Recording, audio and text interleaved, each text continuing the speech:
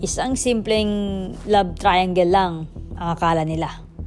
Pero sa likod nito, may obsesyon, selos, at pagtataksil na unti-unting naging dahilan ng isang planadong pagpatay sa gitna ng langit.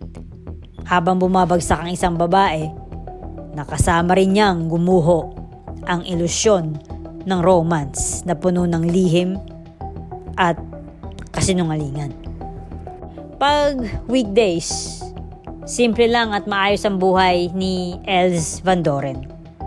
Isa siyang 38-year-old na married woman at mother of 2 sa Belgium.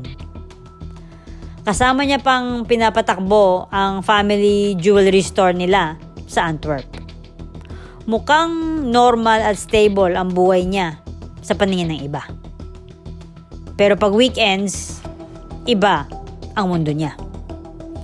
Ang tunay niyang passion ay skydiving. E-light at sobrang experience siya.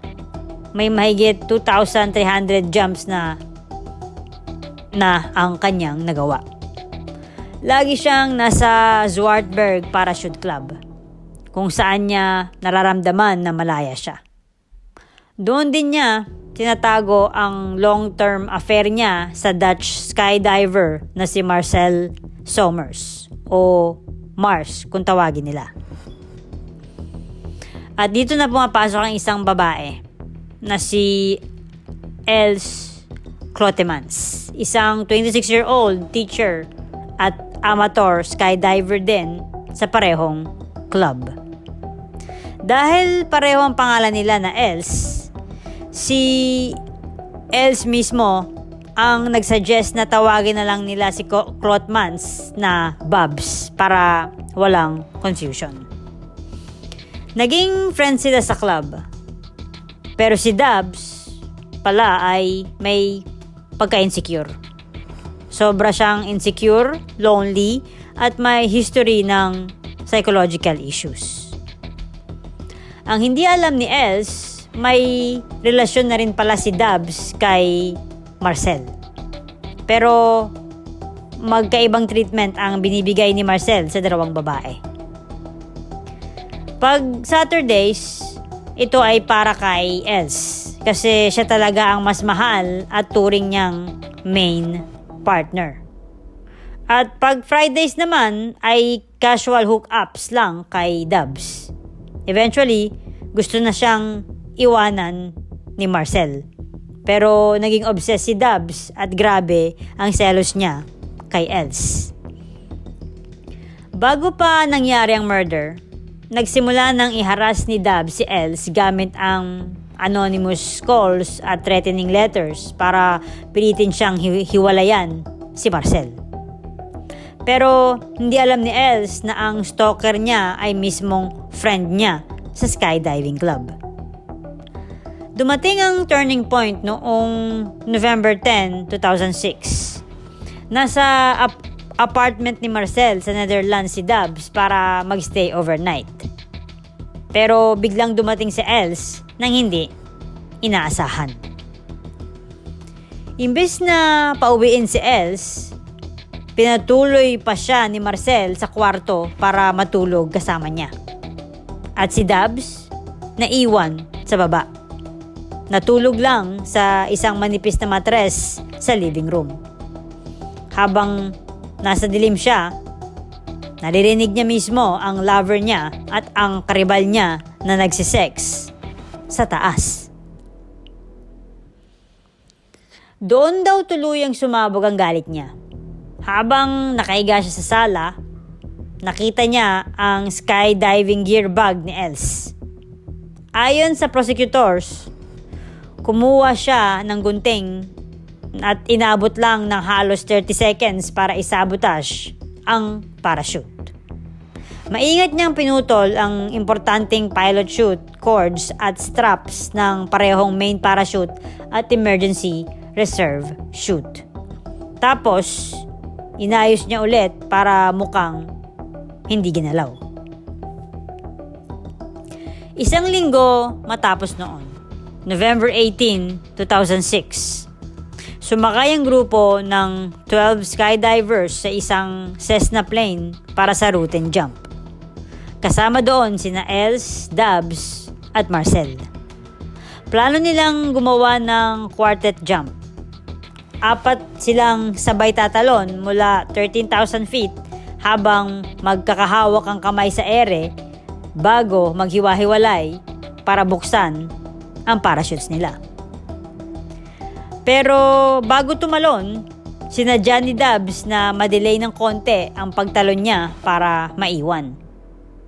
Parang bahagyang nasa taas ng grupo. Parang gusto niyang panoorin mismo ang mangyayari. Pagdating sa around 3,000 feet, naghiwa-hiwalay na sila para i-open ang parachutes nila. Safe na bumukas ang parachutes nila Marcel at ang isa pang driver. Pero nang hinila ni Els ang ripcord niya, walang nangyari. Dahil putol ang pilot chute lines, hindi lumabas ang main parachute niya mula sa backpack. Ang mas nakakatakot, nakunan lahat ito ng helmet camera ni Els. Habang bumabagsak siya ng halos 200 km/h, desperado niyang sinusubukang i-release ang main canopy at i-activate ang emergency parachute. Pero dahil pati reserve straps ay sinabotahe rin, hindi rin bumukas ng maayos ang emergency chute at tuluyang nagkabuhol-buhol ang harness niya. Makikita raw sa footage ang tumitingala siya sa taas habang nagpapanik. Sinisipa ang mga paa niya at pilit nilalabanan ang straps habang palapit ng palapit sa lupa. Mahigit kalahating milya siya nahulog ng walang kalaban-laban. Bumagsak siya diretso sa garden ng isang bahay sa Oblavik at namatay agad sa impact. Nung una, akala ng aviation community ay freak accident lang ito. Parang imposibleng double parachute failure. Pero nang suriin ng forensic experts ang parachute, nakita nilang malinis na scissor cuts talaga ang mga straps at control lines. Hindi siya aksidente. Murder ito. Doon na natuklasan ng pulis ang love triangle. At naging prime suspect si Dubs. Lalo siyang napag-initan dahil nagtangka siyang mag-suicide ilang oras bago ang second formal police statement niya. Noong nagsimula ang trial ng 2010 sa Belgium, sobrang pinag-usapan ito sa buong Europa. Ang pinakamalaking problema ng prosekusyon, wala silang direct forensic evidence. Walang fingerprints o DNA ni Dubs sa parachute. At walang witness na nakakita sa kanya na pumutol nito. Todo deny siya hanggang huli.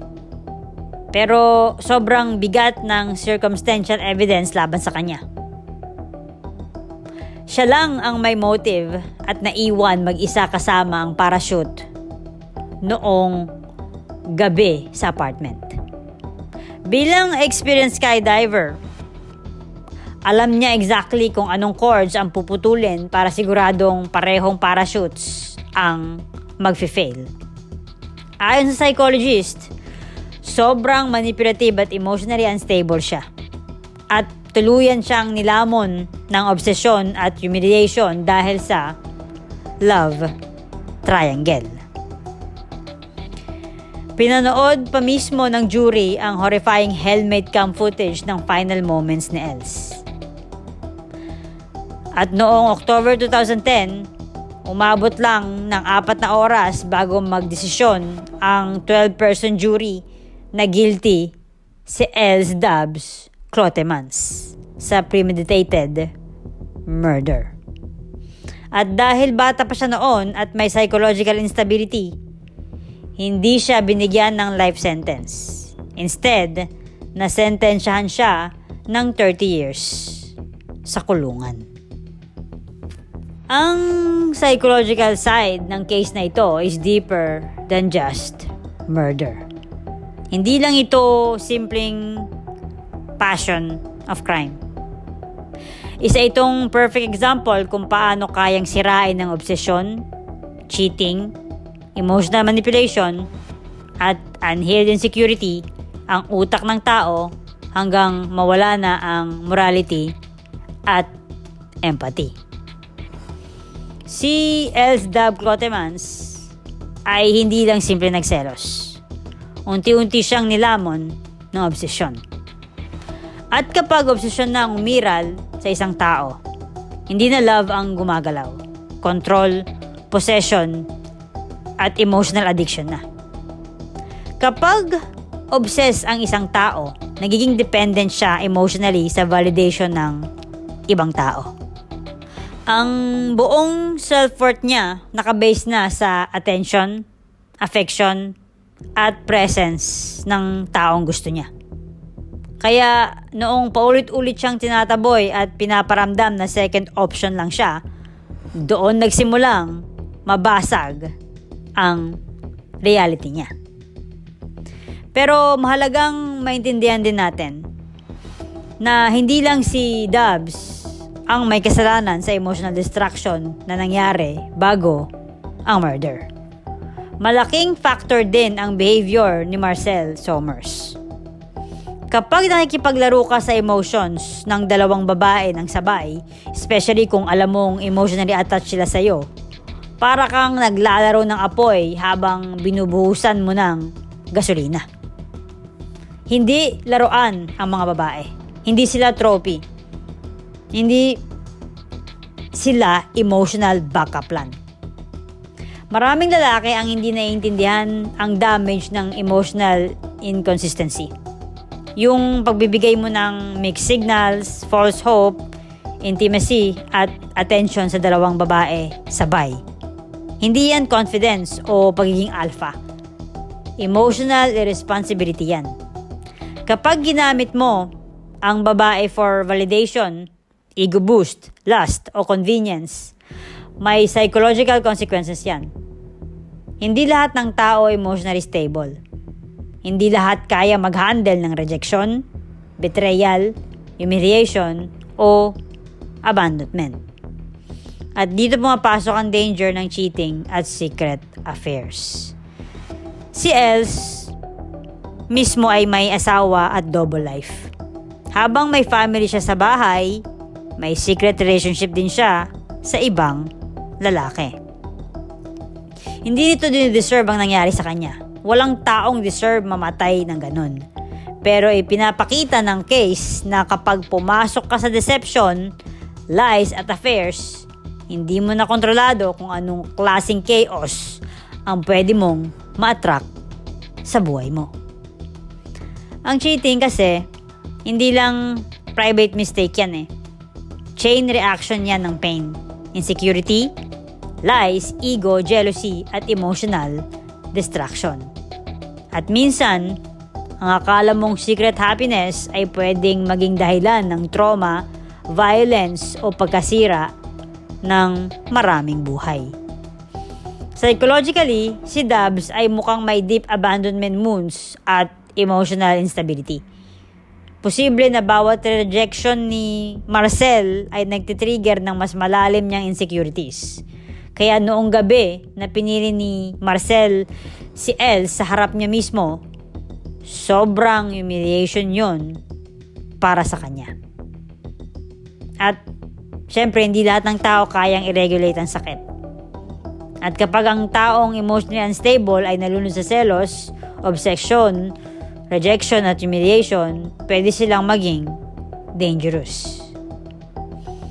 Kaya, isa sa pinakamalaking lessons dito ay huwag mong gawing emotional game ang relationships. Huwag kang mag-cheat habang may pamilya o partner ka. huwag mong pagsabayin ang dalawang tao dahil gusto mo ng validation o excitement.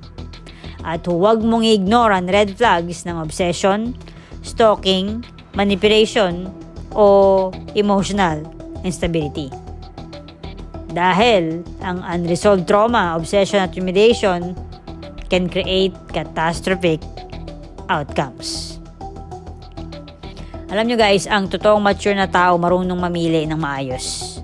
Yung marunong maging honest at hindi na nanakit emotionally para lang ma-feed ang ego nila. At ang totoong love, hindi nagagawang magkaroon ng option. Hindi ginagamit ang mga babae. Hindi sila nilalaro. So, guys, sa dulo ng story na ito, 3 buhay na nasira. Isang babaeng namatay, isang babaeng nakulong, at isang lalaking habang buhay dadalhin ng guilt ng toxic choices niya.